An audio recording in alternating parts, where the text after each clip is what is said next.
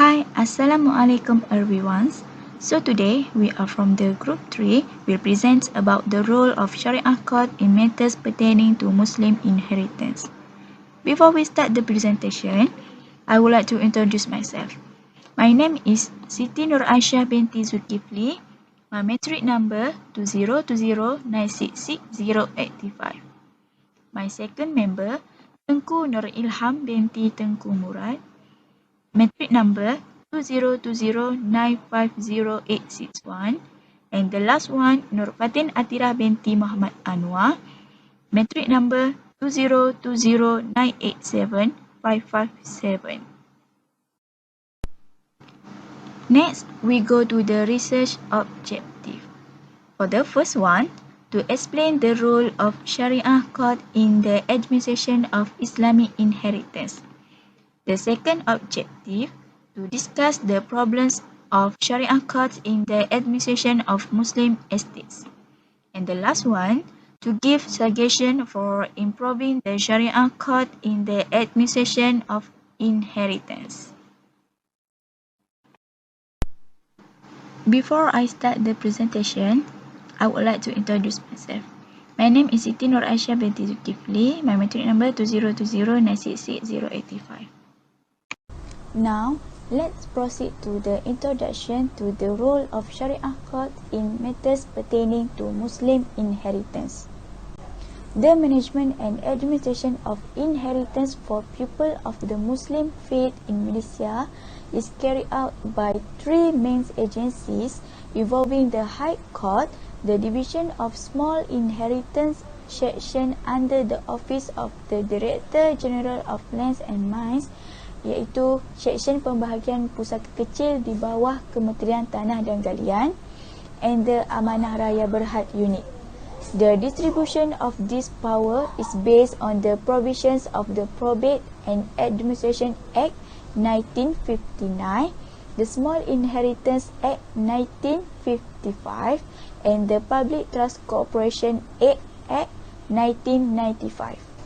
And we must to know that the Sharia court only has three roles of issuing faraid certificates and is consulted when contrary issues arise in the management and administration of property, iaitu ianya berperanan mengeluarkan siji faraid dan dirujuk apabila timbulnya isu-isu kolateral. Antara contohnya iaitu kesahan perkahwinan, pengesahan ahli waris dan hak ahli waris. Untuk perbincangan secara mendalam akan dibentangkan oleh Ilham sebentar lagi. Okay, so these collateral issues will cause injustice and delay if not overcome in an effective way. Therefore, the survey result shows all the statutes used in the administration of estates does not make the Sharia court menjadi tempat rujukan wajib, akan tetapi hanya sebagai pelengkap dalam sistem yang sedia ada, yang akhirnya menyebabkan timbulnya konflik dan ketidakjelasan bidang kuasa antara mahkamah syariah dan mahkamah sivil. Next, we go to the another slide, which is Islam and division of property inheritance. The guidance and guidelines in managing and administering property owned by Muslims are clear in Islamic teachings. This is said so because these guides and guidelines come in the form of faraid knowledge, which is basically found in the Al-Quran. In connection with that, we as Muslims need to learn and understand this faraid knowledge well and thoroughly. This is because this knowledge involves rules about property management either before or after that. The need to learn and understand the knowledge can be seen in the hadith of the Prophet SAW, which means learn the faraid knowledge and teach it to people. Indeed, it is a part of knowledge and it will be forgotten, and the first knowledge that will be left from my people. Di mana Nabi mengatakan bahawa perlunya untuk kita untuk belajar dan mengajarkan ilmu faraid ini. Hal ini kerana ilmu faraid ini penting dalam merealisasikan pembahagian harta pusaka kepada ahli waris yang berhak memilikinya. As explained by Bakhit and Al-Ali about the Islamic inheritance division systems, The concept of dividing inheritance was also done before Islam, as in the days of the previous people in Egypt, Greece, Rome, Jews and Christians, as well as the Arabs. After the coming of Islam, this concept was changed to the concept of faraid, yang merupakan syariat Allah yang wajib dilaksanakan sebagai umat Islam. Untuk mengelakkan daripada perkara yang membawa kepada kezaliman, maka sistem pembahagian harta pusaka ini dibina berdasarkan kepada keadilan. For Muhammad Zaini Yahya dan Muhammad Adib Samsudin explain the need for qualification, which is al-ahliyah, when managing property in a fundamental way from an Islamic perspective, iaitu di mana competence is required when managing the estates supaya keadilan dapat dilakukan dan pergaduhan juga dapat dielakkan. Ini kerana Undang-Undang Pusaka Islam adalah ketetapan oleh Allah SWT yang menyeluruh melalui ayat mawaris. Undang-Undang Pewarisan Islam ini berbeza dengan sistem lain, terutamanya dalam sistem pewarisan masyarakat Arab Jahiliyah sebelum kedatangan Islam. Pembahagian harta pusaka adalah salah satu daripada pemilikan harta dengan cara yang betul. Oleh itu, menurut Muhammad Zamro Muda, Wafa Yusof and Zamhuri Zakaria 2006 explain konsep harta dan mengurusnya adalah perlu. So, the concept of property needs to be seen from an Islamic point of view. Property in Islam will benefit people because property has various types, effects and forms. The diversity of property causes humans to play an important role in managing it, even though basically all property belongs to God. Oleh itu, if the property is managed in the right way, then there will be no penyelewengan terhadap harta tersebut. So, for the last slide from me is Maslahah in Management and Islamic Heritage Administrations. As Muslims, we need to pay attention to the faraid system, which is a source of Islamic inheritance calculation. This indicates that the awareness of Muslims is very high when referring to matters of calculating inheritance through Islamic legal source. With that, the need for a system of management and administration of Islamic inheritance is essential so that the welfare of the Muslim community can be safeguarded. In the Maslahah in the Concise Dictionary 2002 also referred, which is an Arabic word that means something which is beneficial, which is useful, effort, and so on, which bring benefits. According to among the scholarly example is Al-Shatibi term Maslahah as taking benefit and reject the damage that is not only based on common sense alone, but in the framework of preserving the rights of slaves and do not fight with the Nasara. According to Al-Amidi, as for Mazhab Hanafi and Shafi'i school, do not stick with it as one of the sources Sharia law, but accept maslahah that is certified by Sharia only. Hal ini bertujuan untuk mewujudkan keadilan bagi semua pihak yang terlibat dengan cara memberikan hak kepada pemiliknya.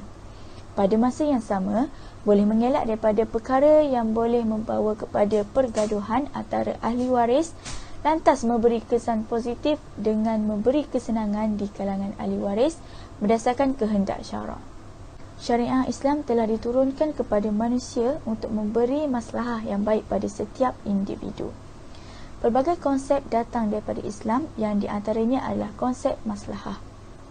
In general, the concept of maslahah is very necessary to uphold justice because Islam wants uphold justice whether against the community nor individuals.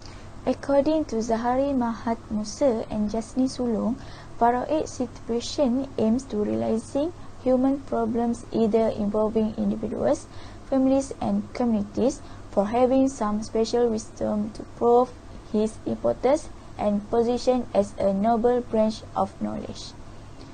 iaitu di mana persyariatan faraid bertujuan untuk merealisasikan maslahah manusia sama ada ianya melibatkan individu, keluarga dan masyarakat. Kerana ia mempunyai beberapa hikmah secara khas bagi membuktikan kepentingan dan kedudukannya sebagai satu cabang ilmu yang mulia. Therefore, the existence of justice between all parties involved in the division of the inheritance is an impact that will be felt. And of course, this matter will create justice in the future for the family left behind by the deceased. And it also avoids the occurrence of disputes in acquiring the inheritance. Thus, through the concept of maslahah, which is one of the concepts of Islam, we will continue to take care of the goodness of the inheritance so that it is distributed to the rightful heirs. Okay, that's all from me. Next, I will pass this presentation to my friends, Tengku Nur Ilham. Okay, Bismillahirrahmanirrahim. Assalamualaikum warahmatullahi wabarakatuh. My name is Tengku Nur Ilham binti Tengku Murad, matric number 2020950861. So inshallah, I will continue the presentation, which is about the basic principle of Islamic heritage management and administration. So basically, there are 7 basic principles, which is the first one is Al-Adalah. Al-Adalah is a fair system and careful in managing the division of property inheritance to all heirs based to human nature, needs and approach themselves to the death. With a fair concept, administration can be done well and professional. Each heirs get a share fairly without being unfair to them. So second is Al-Wasatiyah. Al-Wasatiyah, which means middle. Through centralized administration, then individual ownership is recognized and guaranteed through Islamic inheritance law. Divide the inheritance to the heirs immediately according to their needs. This trait gives a good impression about property administration according to the right of heir. The third is Al-Tawazun or balance. Okay, Al-Tawazun is a system where it gives consideration to the property owner to leave his property in division of 1/3 for welfare, for example, through a will for welfare, and remaining 2/3 for their his as an inheritance according to Sharia law. Okay, the fourth is Ash-Shumuliyah. Ash-Shumuliyah means for all heirs, beneficiaries who are entitled to receive a share of the property left behind, including all beneficiaries or relative, whether big or small, old or young, rich or poor, even if the fetus in the mother's womb has the right to inherit. The next principle is Al-Tafadul. Al-Tafadul means give purity. Okay, so the share in the division of inheritance is based on the needs of the beneficiaries. For example, women and small children have many needs from the property. Children need more property than their fathers and grandfathers. Alright, so the next is Al-Ijbar. Al-Ijbar is a system that obligates all heirs to receive the inheritance by faraid, and the heirs cannot prevent one of their heirs from reserving his inheritance. Even their heirs must receive the inheritance immediately after death, unless he gives up his right. And the last one is Tabak. Tabak, which means fixed, is a property of Islamic inheritance law because Tabak is a natural property. It does not change and cannot be exchanged, even through time, location, and individual are subject to change because it is a command of God, Allah Subhanahu Wa Taala. Alright. So we move to the next slide, which is about the role of Sharia court in estate administration. So basically, there are 4 the role of Sharia court in estate administration, which is the first one is issuing a faraid certificate, second determining the legality of a child, the third is confirming a marriage agreement, and the last one resolving dispute relating to marriage, property problems, will, grant, wakaf, and others. So the first one of the role of Sharia Court in estate administration is issuing a Faraid certificate. Alright, so the point is the Sharia Court has a role to issue the Faraid certificate to facilitate the distribution of the deceased estate, so that justice can be done through the parties of heirs who are entitled to the deceased estate. So as we know, Faraid is the distribution of the inheritance after the death of a Muslim to the legitimate or eligible heirs. For example, parents, children, wife, husband, and so on. So after the death of someone, Islamic principle require us to manage the property of the deceased immediately. For what? So this is to avoid the occurrence of unwanted problem. For example, the problem of inheritance. Okay, taking the property of an orphan in vain or leaving an heirs who is entitled to the property without realizing it.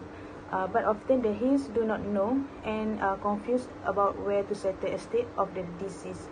So there are several different institutions that manage the division of inheritance. So if there is a party that want to manage the estate of the deceased immediately, it is best to obtain a Faraid certificate at the Sharia Court. Because back to the point above, there is so what is the Faraid certificate? Second point is this Faraid certificate is a document certifying the heirs who are Muslim to state the legitimacy of the entitled heirs and the proportion of their share. So Faraid certificate is issued if there is an application from certain parties who wish to manage the division of the deceased estate according to Faraid. Okay, so here it is clear that this Faraid certificate is a certificate issued by the Sharia Court if there is an application from certain parties who wish to manage the division of the deceased inheritance according to Faraid. Okay, the second is determining the legality of a child. So Sharia Court have the power to determine the legitimacy of a child. This is related to a matter arising when the process of dividing the inheritance is carried out. So here, what we can see, it's not only issuing a Faraid certificate, but the Sharia jurisprudence can also determine the legitimacy of a child of heirs deceased if there is a dispute of invalidity. So in Johor Islamic Family Law 2003, which provide that the Sharia Court has a role in determining the legitimacy of a child by providing if the child is born more than 4 lunar years after the marriage was dissolved, either because of the man's death or because of divorce, the man cannot be considered the father of the child unless the man or any of his heirs insist that the child is a son dead. So the conclusion is the Sharia Court also helps and has a role in matter related to the determining of the legitimacy of a child heirs to the deceased through the provision of the law that have been provided in the state family law. So we move to the next slide, which is about the confirming a marriage agreement. Confirming a marriage agreement in Islamic Sharia, before the distribution of their inheritance to the heirs, it must first be determined whether the marriage contract is valid or not. So Allah Subhanahu Wa Taala has determined the law and the way to dividing the inheritance among the heirs, with the aim to giving justice to all level of heirs and also to avoid fight among them. So Islam has determined several things related to the division of inheritance. However, before the division is done, all right related to the inheritance must be settled. Okay, so according to the section 11 of Johor Islamic Family Law Enactment 2003, Enactment 17 of 2003 Islamic Family Law Enactment Johor State, marriage clause 11 invalid marriage based on the provision. According to Hukum Syarak, that a marriage is invalid unless all the necessary conditions are met. So, in other words, the Sharia court has the authority to determine whether a marriage contract is valid or not, because we know an invalid marriage will cause the deceased inheritance to go to the wrong person and with them oppress the rightful heirs. So, the last one of this role of Sharia court in estate administration is resolving dispute relating to marriage, property problem, will, grant, wakaf, nazar, and others. So, the state Sharia court has the authority to determine whether or not a will, grant, and wakaf made by a Muslim is valid according to Sharia law if does matter arise during the claim of the deceased estate. So, the Sharia court has jurisdiction in confirming the rightful share of heirs through the issuance of a faraid certificate or inheritance certificate. The decision of the Sharia court related to the above matter should be taken into account in order for the division of inheritance. In this case, the determination of heirs and the share of each heir issued in the form of a faraid certificate. So the second, the Sharia court is limited and is only subject to two things, namely determining the heirs who are entitled to inherit property and the rate of property division in the form of a faraid certificate only. This means that the Sharia court does not have the authority to implement the division order. The order of the Sharia court will be used by the High Court and other bodies in determining the division of the inheritance of Muslim. So I think that's all from me. So I will pass the presentation to the Nur Fatin Atira to present about the Sharia court problem in the administration of Muslim inheritance. Assalamualaikum warahmatullahi wabarakatuh. My name is Nur Fatin Atira binti Muhammad Anwar. My matric number is 2020987557. So today I would like to continue this presentation about Sharia court problems in administrations of Muslims inheritance. So there are three problems in this case, which is for the first one, less satisfactory service. The second one is statutory restrictions on Sharia courts, and the third one is non-uniformity of heir determination procedure. So let's see about less satisfactory service. There have many complaints among the public stating that they are not satisfied with the services provided. For example, they had to go more than one place for solve their problems of their inheritance claim. And another one, there are different agencies in managing the affairs of people's estates, Islam in Malaysia. So things like that causing inconsistency in implementation duties and responsibilities of the agency concerned. So bagi diorang, property management and administration system or law the existing Islamic heritage is less clear and ineffective. Sistem pengurusan dapat takbirah harta atau undang-undang warisan Islam yang sedia ada ni kurang jelas dan tidak berkesan. Okay, so let's see about the second one. Okay, so the Muslim estate management and administration system divides power into four main agencies, which is we have civil high court, small estate office, directorate general of land and mines, and the fourth one is Amanah Raya Berhad and Syariah courts. So, with the various agency in property management and administration in Muslim inheritance has caused confusion among the heirs related to the agency they should go for the purpose of claiming the inheritance. So, dengan kewujudan pelbagai agensi dalam pengurusan dan pentadbiran harta pusaka orang Islam ni menyebabkan diorang menjadi keliru untuk merujuk untuk tujuan tuntutan harta pusaka. Okay.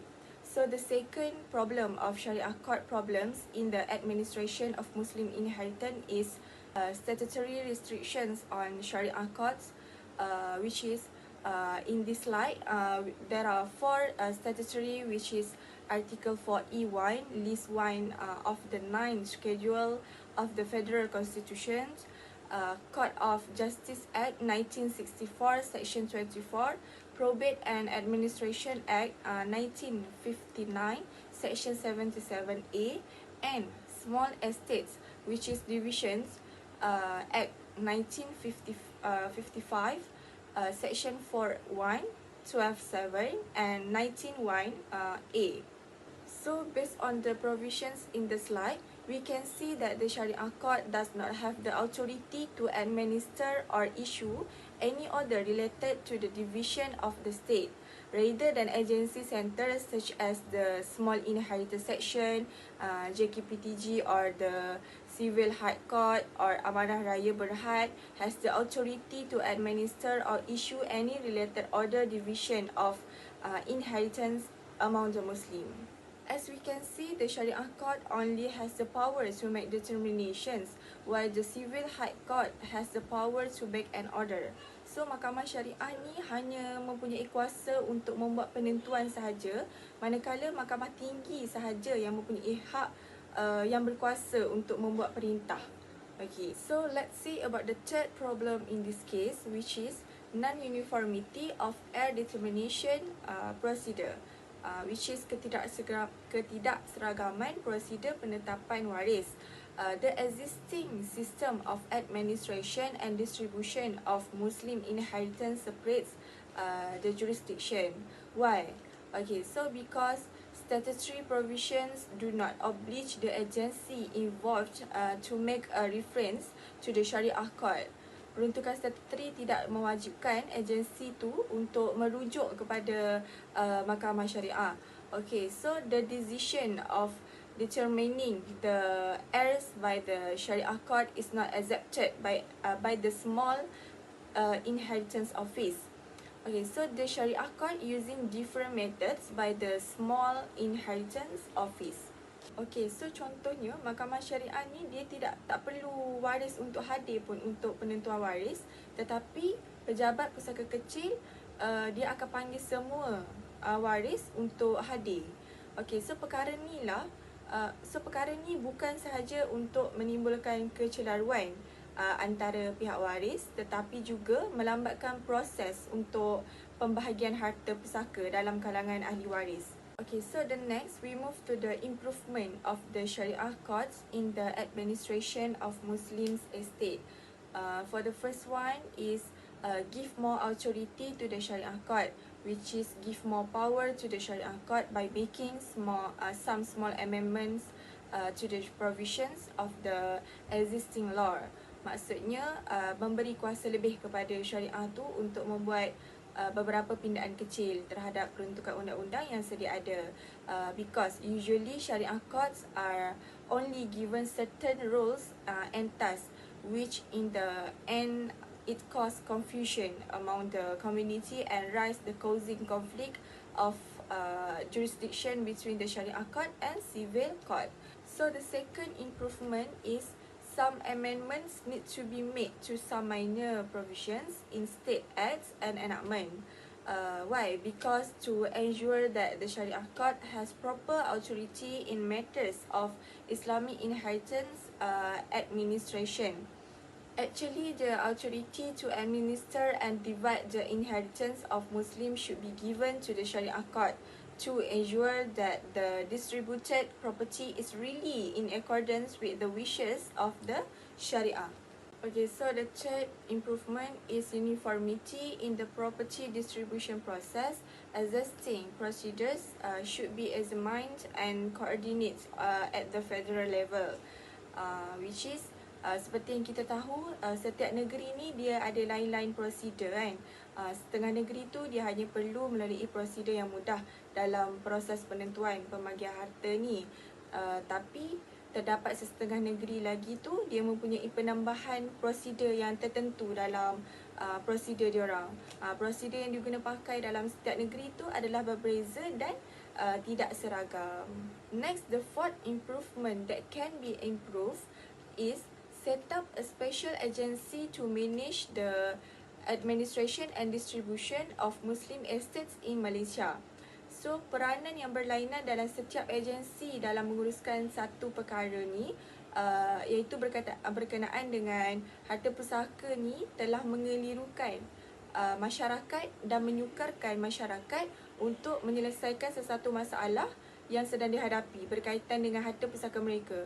So, pengurusan harta pusaka yang tidak tersusun dalam satu institusi ni secara tidak langsung akan memberikan tanggapan negatif kepada masyarakat terhadap agama Islam sendiri. So, masyarakat tu akan mudah menjatuhkan dan meremehkan soal agama berdasarkan isu dan konflik yang timbul.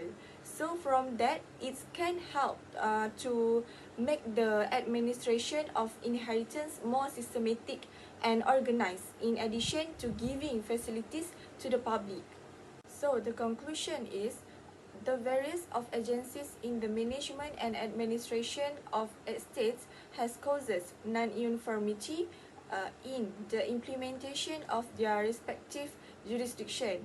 The second conclusion is, this study concludes that Syariah courts need to be empowered to become the main agency that divides inheritance according to the true Syariah requirement.